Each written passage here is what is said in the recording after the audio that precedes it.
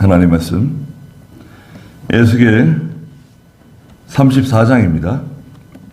에스겔 34장 1절 말씀부터 몇 절 보겠습니다. 여호와의 말씀이 내게 임하셨다. 인자야, 너는 이스라엘 목자들을 대적하여 예언하여라. 그들 곧 목자들에게 예언하여 말하여라. 주 여호와가 이같이 말한다. 자기만 먹는 이스라엘 목자들에게 화가 있을 것이다. 목자들이 양떼를 먹여야 하지 않느냐? 너희가 그 기름을 먹으며 그 털로 옷 입고 살찐 양을 잡으나 너희가 양떼는 먹이지 않는다. 그랬습니다. 예, 싹군 목자인데요.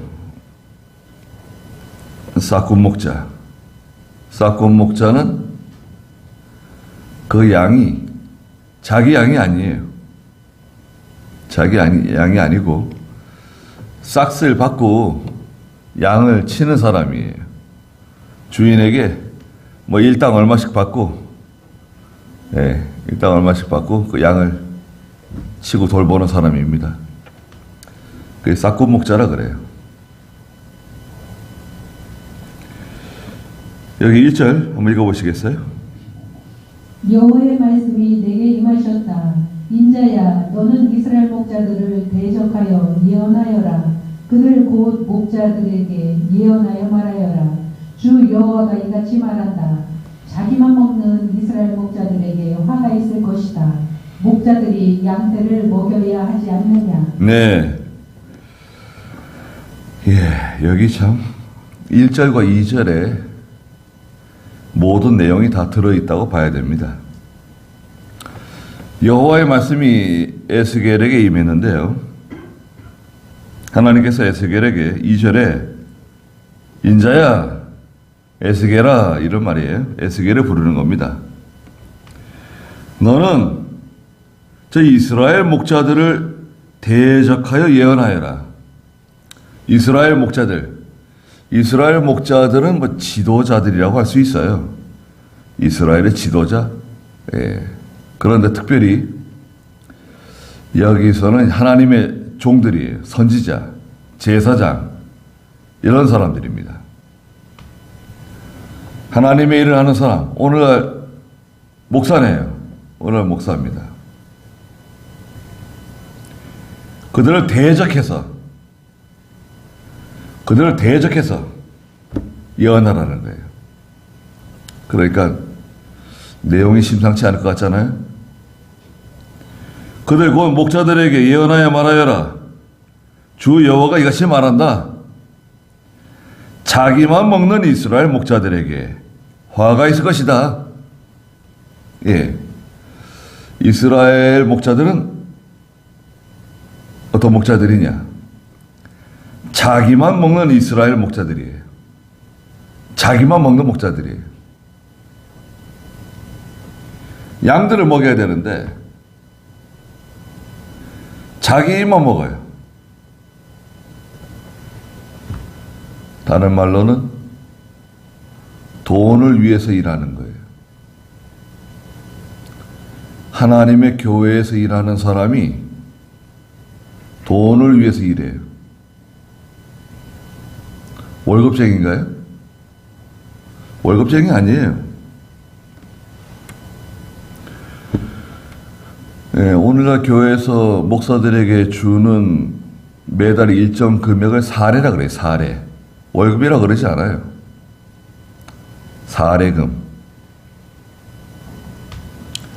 사례금이라고 하는 것은 감사한 마음으로 드린다, 이런 뜻을 가지고 있어요.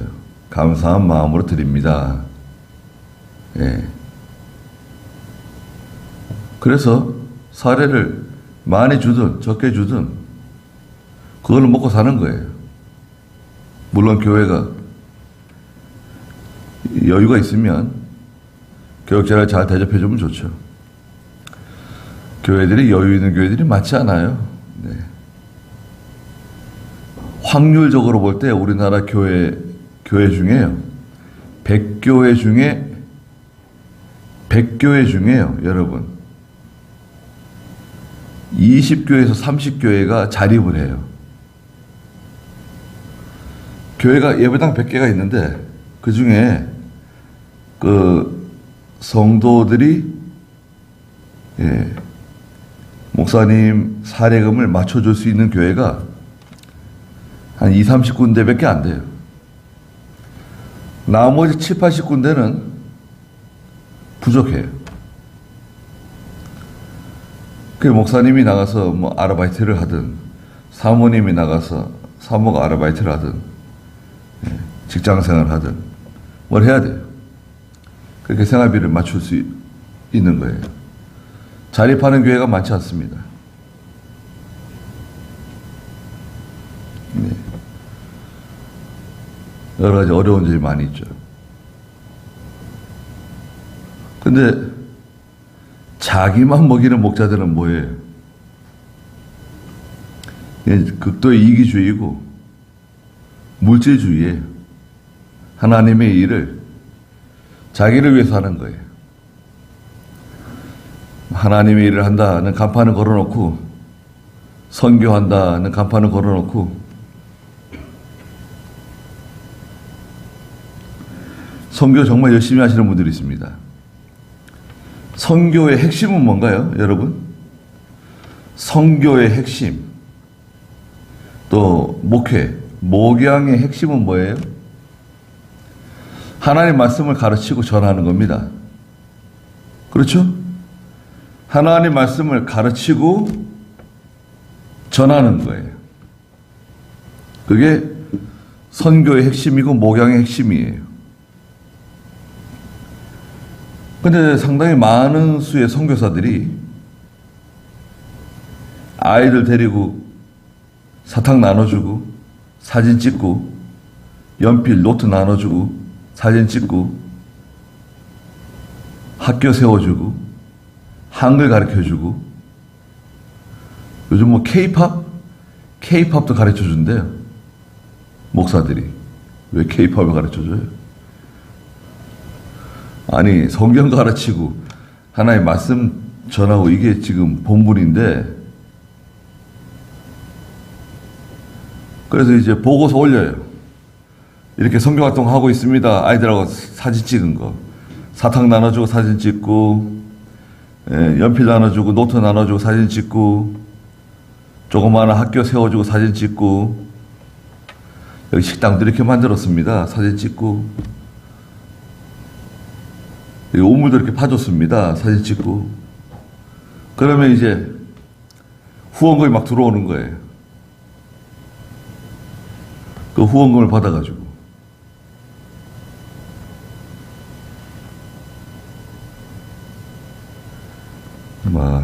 여러 가지 복잡한 일이 많습니다. 그것이 잘못됐다는 것보다도 여기도 나오지만 자기만 먹는 이스라엘의 목자들이 될 수 있어요. 자기만 먹는 거예요. 극도의 이기주의, 물질주의로 기울어진 거예요.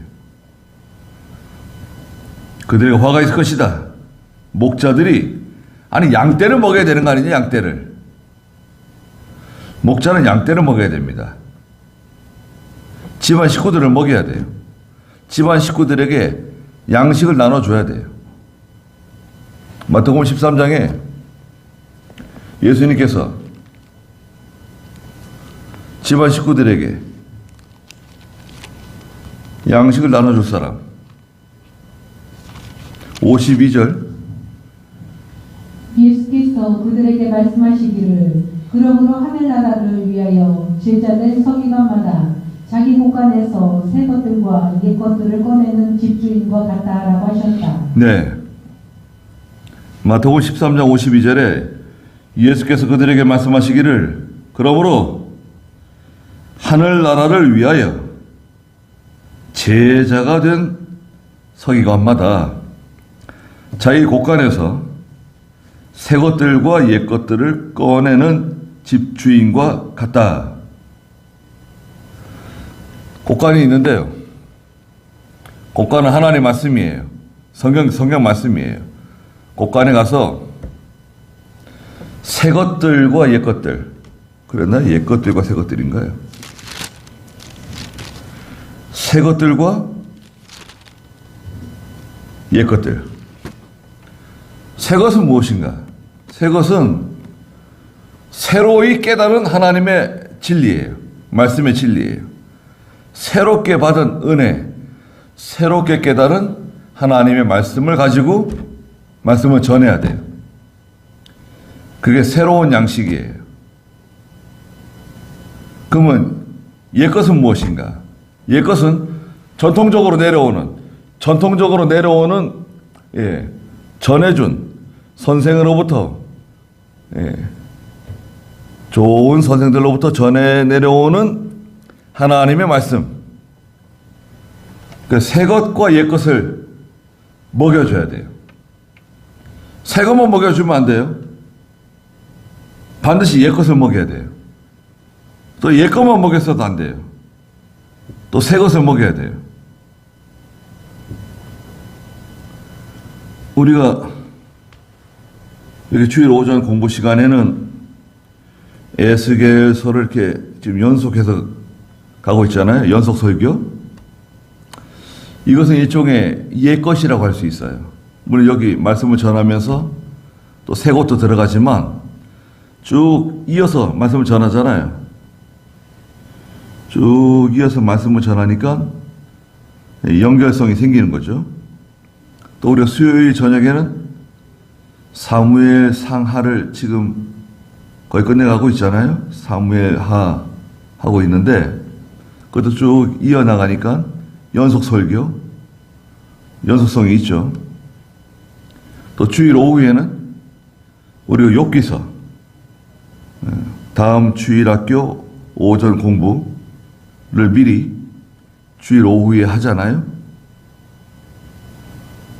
같은 말씀이니까 따로 예비 공부할 필요가 없고 예비 공부를 주일 오후에 하는 거예요. 같이 하나님의 말씀 듣는 거예요. 욥기서. 얼마나 좋습니까? 욥기서도 쭉 이렇게 이어서 나가니까 연속 설교가 되고 또 하나님의 은혜가 있잖아요. 그러나 우리 새벽예배는 우리 이사야 나가죠. 이사야로 쭉 나가고 있습니다. 시작이 반이라고요. 아무리 긴 성경도 시작하면 다 끝나게 돼 있어요. 시편이 좀 길죠. 시편도 여러 번 했어요. 시편은 3번인가 했고요. 이어서 하는 것들. 요한계시록 같은 경우에는 제가 우리 송정교에서 한 10번은 가르친 것 같아요. 그리고 주일 오전 예배는 될 수 있는 대로 그 주간에 은혜 받은 말씀, 그 주간에 묵상하던 말씀을 가지고 또 나를 벼려가지고 나오는 거죠. 하나의 말씀을 가지고 나오는 거예요. 하나의 말씀이 검이잖아요. 검. 말씀의 검을 가지고 주일 오전에 서는 거예요. 새로운 말씀. 새로운 말씀. 근데 어떤 목사님은 주일 오전 예배도 연속한대요. 연속 설교. 그래서 그것도 좋긴 한데 잘못됐다, 죄다 말할 수는 없어요. 그러나 목회자 개인으로 봤을 때는 이렇게 주일 오전만큼은 새로운 은혜, 새로운 진리, 새롭게 깨달은 은혜 받은 말씀을 가지고 전하는 게 합당하다고 봐요. 자, 자기만 먹는 이스라엘의 목자. 도대체 어떻게 하길래 이런 말씀하셨는가? 3절 읽어보세요. 너희가 그 기름을 먹으며 그 털로 옷 입고 살찐 양을 잡으나 너희가 양 떼는 먹이지 않는다. 너희가 그 연약한 자를 강하게 하지 아니하며 병든 자를 고치지 않고 상한 자를 싸매주지 아니하며 쫓겨난 자를 돌아오게 하지 아니하고 잃어버린 자를 찾지 아니하고 도리어 너희는 폭력과 잔혹함으로 그들을 다스렸다. 예. 첫째, 3절에 보니까 너희가 그 기름을 먹는다는 거예요. 양이 기름이 많대요. 특히 이제 겨울철이 되면 그 추위를 이기기 위해서 양들이 털도 기르지만 몸에 지방을 많이 쌓습니다. 양꼬리 보셨어요? 양꼬리 본 기억이 나세요? 양꼬리는 이게 아이들 주먹처럼 생겼어요. 이렇게 생겨가지고 완전 지방 덩어리예요. 양꼬리. 그 양의 가장 기름진 거 자기가 먹는 거예요. 양을 먹여야 될 사람이 자기 배고프다고 양을 잡아먹는 거예요. 자기가 잡아먹는 거예요. 양을 잡아먹어.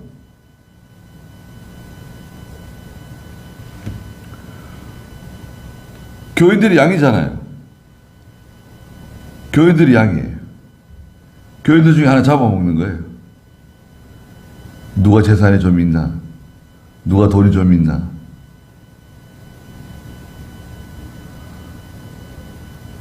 양을 잡아먹고.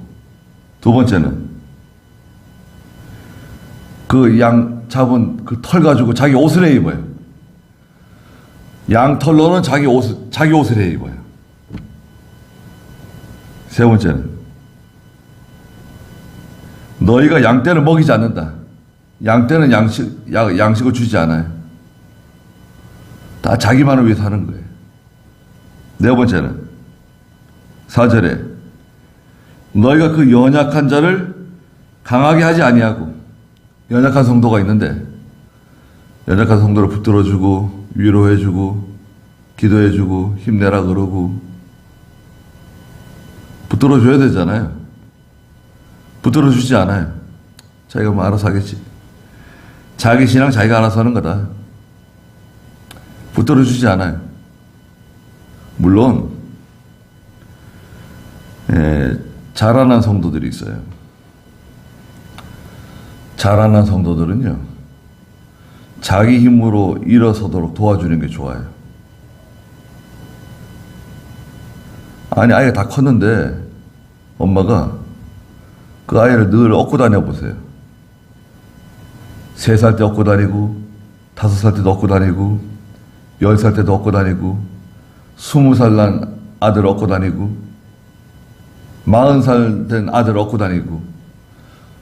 그럼 어떻게 되죠? 실제로 그런 일이 있을 때잖아요. 아들이 40이 넘었는데 업고 다녔대요, 아들을. 엄마가 다 해줬대요. 모든 걸 다 해줬대요. 그래, 결혼도 못하고 직장생활도 못하고 완전히 마마 보이니까. 그런데 경찰이 가서 보니까 아들은 굶고 있고 엄마는 옆에 죽어 있더래요.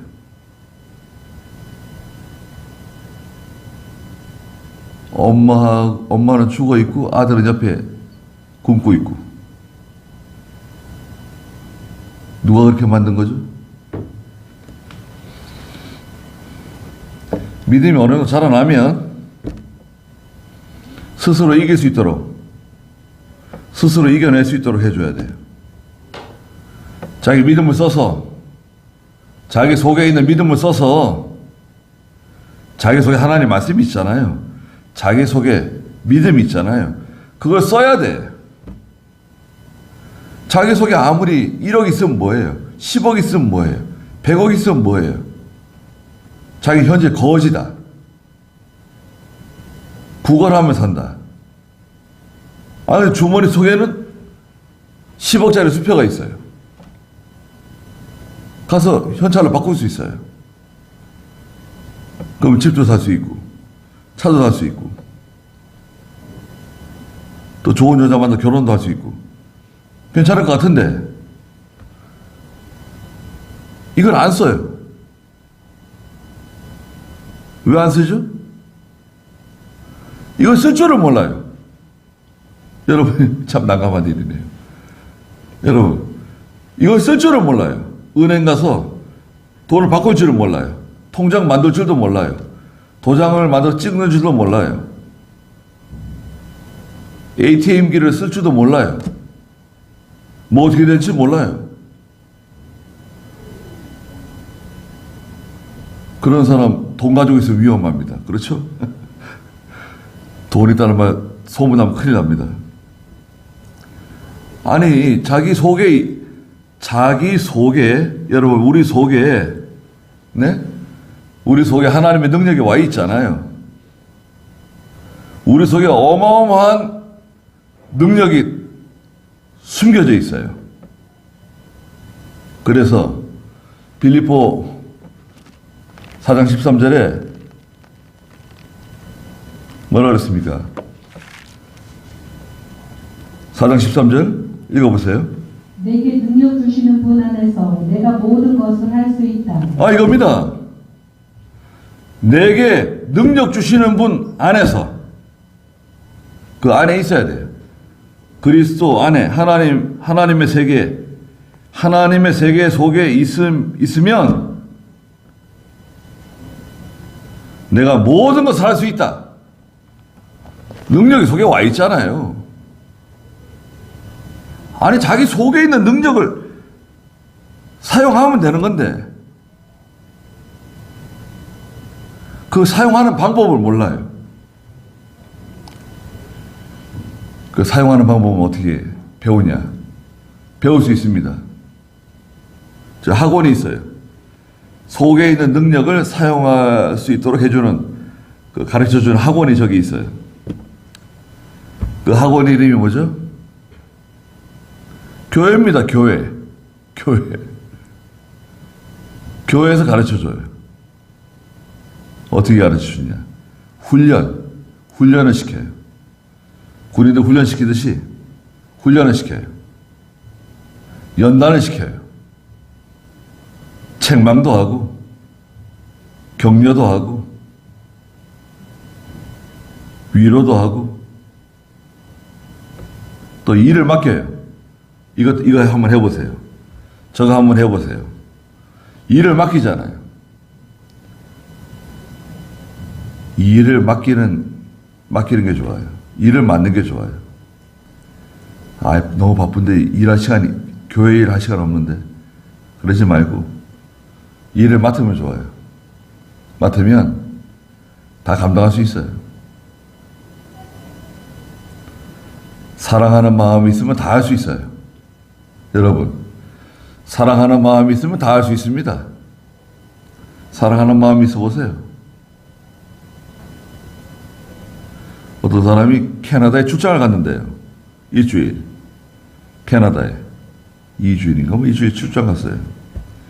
그런데 그 어머니가 전화를 하는데요. 옆에 누가 있는 것 같더래요.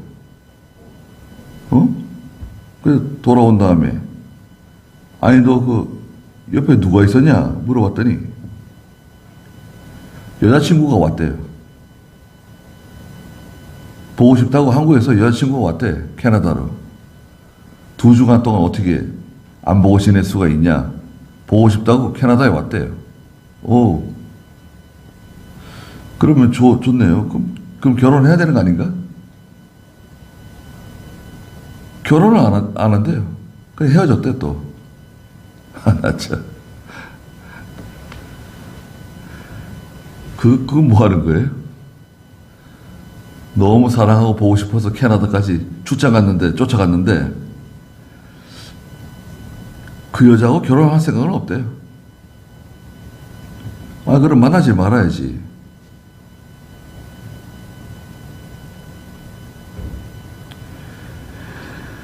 예. 4절 다시 보니까 네 번째죠. 너희가 그 연약한 자를 강하게 하지 아니하며 강하게 해줘야 됩니다. 다섯 번째, 병든 자를 고치지 않고, 이 싹군 목자는 병든 양 고쳐주지 않아요. 자기 양도 아닌데 못하러 고쳐요. 힘들게. 잠도 못 자고. 병 들었든지, 뭐, 늑대가 와서 물고 가든지, 내버려 두는 거예요. 내 것도 아니니까. 나는 일당만 채우면 돼요. 여섯 번째, 상한 자를 싸매어 주지 아니하고, 상처가 났는데 약을 발라주고 치료를 해줘야 되는데 병원에도 가보고 들여다보고 기도해주고 상한 자를 싸매어 줘야 되잖아요. 또 마음의 상처가 많아요. 우리는. 그러니까 한마디를 하더라도 위로해주는 말을 하고 힘내라 그러고 잘 이겨내자 그러고 또 기도해주겠다 그러고 그 못하러 권위적으로 말하고요. 권위적으로 얘기하고 명령하듯이 얘기하고 성도가 아랫사람이에요. 물론 질서적으로는 뭐 아랫사람이라고 할 수도 있는데 아니 교회 성도가 뭐 아랫사람도 아니고 어떤 분은 연배가 훨씬 높으신 분들 많잖아요. 존경하는 마음을 갖고 사랑하는 마음을 갖고 좀 부족하더라도 좀 참는 거예요. 특히 평신도들이 연약하기 때문에 책망하면은 낙심할 수 있어요. 잘하는 성도들이야. 그렇지 않은데 이병기 목사님 보니까요. 목사들 가끔 이렇게 올라오라 그래가지고 만나시거든요. 목사들 책망할 때는 정말 무섭습니다. 막 책망하시는데 아주 그냥 천둥이 쳐요. 천둥 번개, 뇌성 병력이 떨어집니다. 근데 그렇게 시큰 혼나고요. 밖에 제가 앉아 있었는데 나오시는데 씩 웃으면서 나오더라고요. 그래서 물어봤어요. 괜찮으시냐고 그랬더니 선배 목사님인데 목사님이 나를 너무 사랑하셔가지고 그렇다고 그러면서 목사님이 자기를 너무 사랑해서 그렇대요. 깜짝 놀랐어요. 이 양반이 보통 분이 아니신데. 네. 이 목사님은 얼마나 거칠게 막 책망하는지 몰라요. 꼼짝 못합니다. 그냥 막 인정사정 없이 그냥 책망을 하거든요. 무서워요. 정말 무섭습니다. 쉬고 웃으면서 나오더라고요. 목사님이 나를 사랑해서 그렇다고. 그 정도 되면 된 거예요. 그러니까 목사님은 이 사람이 내가 이렇게 책망해도 잘 감당할 수 있는 사람이다. 알기 때문에 책망하는 거예요. 감당하지도 못할 사람은 책망하지 않아요. 뭐더러 감당하지 못할 사람 책망해가지고 괜히 시험 들게 만들고 낙심하게 만들어요. 그거 뭐 연약한 평신도들이나 그렇고 좀 자라난 성도들은 책망할 수 있죠. 책망할 수 있는데 그것도 사랑을 해야 됩니다. 그 다음에 상한 사람 싸매주지 않았죠? 일곱 번째, 쫓겨간 자를 돌아오게 하지 아니하고 쫓겨난 양, 왕따 당한 양 돌아오게 해줘야 되는데 돌아오든지 말든지 네 믿음 네가 알아서 해라 그러고 내버려둬요. 여덟 번째, 잃어버린 자를 찾지 아니하고 잃어버렸어요. 이리가 물고 갔어요. 빼앗아 갔어요. 찾아와야 되잖아요. 안 찾아와요. 자기 양이 아니니까. 그리고 아홉 번째, 너희는 폭력과 잔혹함으로 그들을 다스렸다. 그냥 막 양들을 때리고 그냥 매로 때리고 그냥 채찍으로 때리고 완력, 폭력으로 다스리는 거예요.